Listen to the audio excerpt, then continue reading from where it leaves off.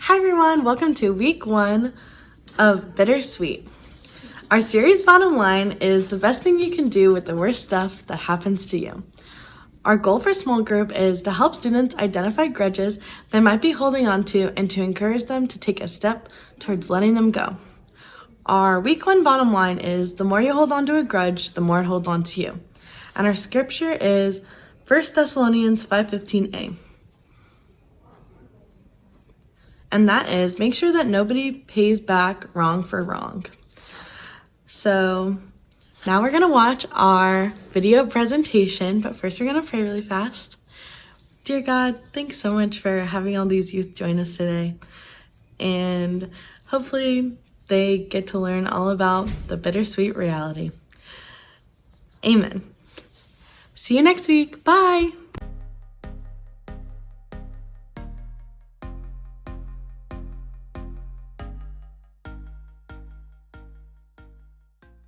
Hey, I'm Leslie and I love a good prank video, okay? Fill my book bag with hot Cheetos, post a note in my car, jump out of the closet and scare the mess out of me. I'm here for it. But sometimes pranks just go too far. You know the ones, right? Where they spray paint their friend's fancy car just for laughs. I guess that's funny. Or if they dump a smelly fish tank on someone's bed, ruin their sheets and ruin their mattress. Or like when someone gets pushed into a pool unexpectedly with their socks, their shoes, their phone in their pocket. And y'all, if my hair was freshly done, no, best believe this is not how it's gonna go down, okay? If it were me, I would instantly be plotting my revenge. Some pranks just go too far.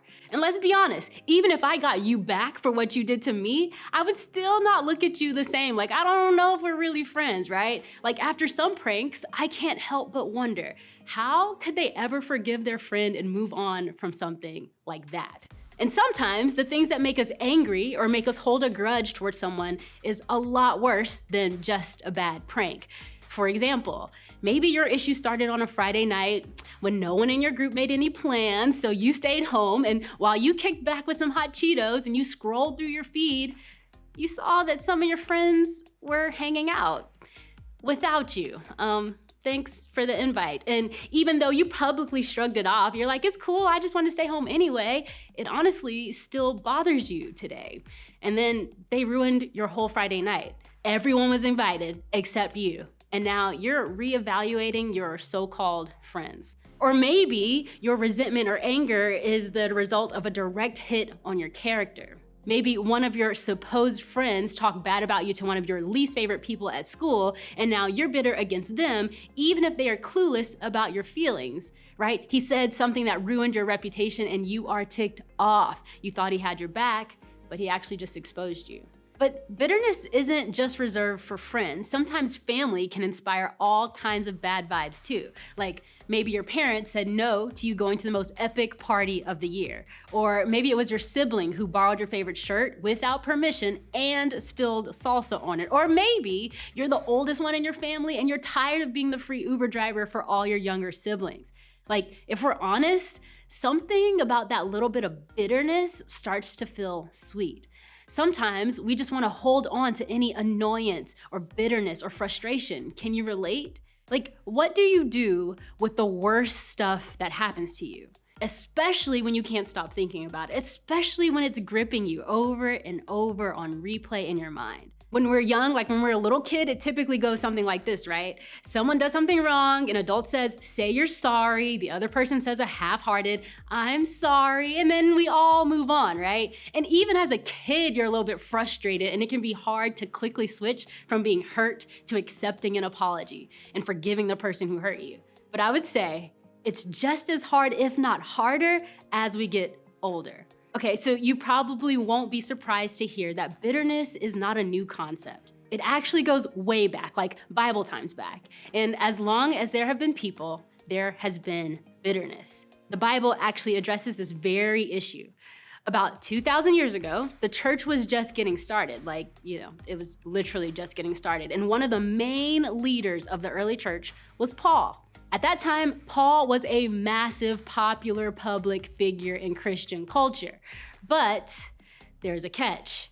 Being popular and liked by Christians meant that he was hated by people who weren't Christians, meaning basically he was such a high-profile believer, he was such a big target that people who were not fans of Jesus were not fans of him. What kind of target? Well, here are just a few ways that he suffered publicly for serving Christ, okay? He was put into prison over and over. He was beaten. He was flogged, which basically means beaten with a whip or a bat. He was stoned, which basically means beaten with literal high-speed rocks. Y'all, this is the kind of fame you don't want. And so here's a guy, and he's trying to help people. He's trying to do the right thing. He's trying to serve God, and how is he treated? Not great, okay? If anyone deserved to be bitter, it was this guy. But what Paul says about bitterness is actually the opposite of what we would expect. In one of his letters to the church in Thessalonica, Paul encouraged the new Christians there and challenged them to live differently than the world around them. One verse in particular takes an interesting approach to the idea of bitterness and unforgiveness. He says this, "Make sure that nobody pays back wrong for wrong." And maybe you're thinking, whoa, I wasn't talking about revenge. Like, that's a strong word. I'm not really into revenge, right? I'm not sitting in a dark room plotting to get back at whoever wronged me. But maybe Paul isn't just talking about revenge. He's talking about not continuing the cycle of wrong. So maybe paying back wrong for wrong could sound like, hey, he never apologized, so I can't forgive him. That's a cycle of wrong. Or they don't deserve my forgiveness or my friendship after what they did. That's a cycle of wrong. Or they didn't earn my forgiveness and they haven't paid for what they did. Or she hurt me, so I'm gonna hurt her. She's canceled. See, Paul had some legit reasons to be upset. His frustrations were even more frustrating than a salsa stain or being left at home on a Friday night while the rest of your friends were hanging out. People were literally treating him so badly just for how he was living his life. Like, I would classify beatings for good behavior, as overreacting. But even though Paul had suffered for an unfair reason, he didn't believe that his mistreatment required revenge. Instead, he writes this, "But always strive to do what is good for each other and for everyone else." Okay, so hold up. Are you saying not only are we supposed to keep ourselves from paying someone back wrong for wrong, we're also supposed to be nice? That doesn't exactly seem fair. And you know what? It isn't. That's the thing. Jesus changes everything, especially how we see forgiveness. When Jesus entered the scene and helped us understand what forgiveness actually meant, it changed everything. But Paul understood a fundamental truth about bitterness and holding on to hurt. And that truth is this: the more you hold on to a grudge, the more it holds on to you. And I want to show you a little bit of a visual picture of how this works. Hang on one second. Oh, this table is so heavy. Okay, I want to show you what I'm talking about.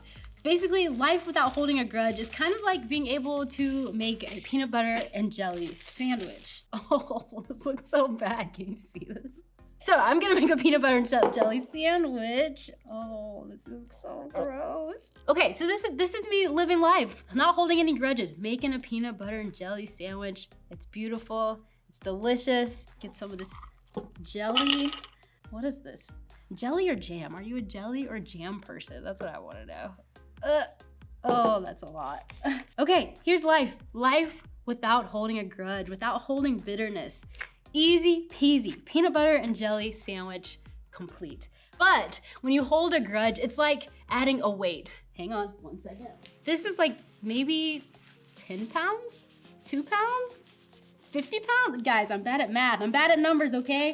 But when you try to live life, it's like trying to make a peanut butter and jelly sandwich with all of this weight holding you down. Oh no, I still gotta pick up the other weight off the floor. Hold on. Okay, we're gonna try this peanut butter and jelly sandwich again. So this time, holding grudges. Okay, we gotta get the bread out. Got the bread. Oh, my arms are so tired already.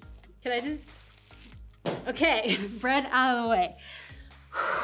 It's like everything in your life becomes a workout. When you hold a grudge, when you carry it with you, everything becomes that much harder. Oh, it's going so bad. When you replay the offense in your mind over, and over. No. It's like holding a grudge. And it just makes your life a lot harder. Guys, this isn't going so well. It's like you complain to others in hopes of getting other people to turn against the other people. Life that used to be encumbered is literally held down by weights. The whole point is that when you hold a grudge, it harms you. Your day-to-day life will get trapped and weighed down by being consumed by unforgiveness. Okay, I'm gonna get rid of this. Okay, so when I was in high school, my group leader told me that unforgiveness is like drinking poison and hoping the other person gets sick. And to be honest, I didn't quite understand it at the time, but over the years, I kept coming back to that. Unforgiveness and bitterness can be a nasty cycle that we can get stuck in if we're not careful. And the more we dwell on and focus on the wrong and how angry we are, the more poisonous it is to me. You see, I grew up thinking that forgiveness was for the other person, the one who wronged me. But really, forgiveness is for me. Forgiveness is a conscious decision to let go of someone's debt to us and not expect them to make up for it. Yeah, they owe you, but you get to decide that you're not gonna wait until they pay you, right? It's your way of letting go of revenge and negative emotion, not for the other person's benefit, but for you. Because I mean, honestly, and I know this isn't what you really want to hear, but rarely does the offender, like the person who was wrong, benefit from forgiveness. We benefit. When we start letting go of the hurt, the bitterness, the resentment, they no longer get to control how we feel, and our feelings no longer control us. In fact, it takes the power away from them when we choose to remove the poison from ourselves. And side note, let's be clear, okay? We are by no means saying that people who treat you unfairly, abuse you, take advantage of you, that they get a pass to keep doing that. No, if you're experiencing any kind of abuse, okay, this is your encouragement and your permission to have a conversation with a trusted adult. You deserve to have the help and support that you need. Jesus set the example for forgiveness when he died on the cross. He showed us how to be selfless and how to forgive because he knew that it was gonna be hard. He knew that we would wanna go back and pay back wrong for wrong and to hold on to our bitterness and our hurt. But Jesus wants us to forgive for our sake, not just for other people. Forgiving the people who hurt us is in our best interest, and Jesus wants us to live a healthy and whole life. And to clarify, here are a few things that forgiveness is not. It's not that you aren't hurt, because sometimes you really are. And it's not that the other person shouldn't experience consequences. Sometimes they totally should. And it's not for the other person's benefit. And it doesn't mean that the relationship stays the same. It sometimes means you still break up, right? It doesn't mean that you can't set boundaries. It doesn't mean that you condone or excuse the offense. It doesn't mean that you still date them. Again, sometimes you break up. And it doesn't mean that you stay quiet if someone is hurting you or other people. None of those things is what forgiveness is. And just remember, like speaking up, if someone is hurting you, is not tattling or getting someone punished. It's loving yourself and telling a trusted adult to keep you and others safe. Speaking up is being honest for the good of all. Forgiveness isn't a magic band-aid that makes everything better. And it never makes what someone else did right or okay, but it is the first step towards healing and a better tomorrow. So if you're wondering, if you're still holding on to some bitterness or resentment, here's a handy little quiz to help you just kind of check in with yourself, okay? I'm gonna ask you a couple of questions.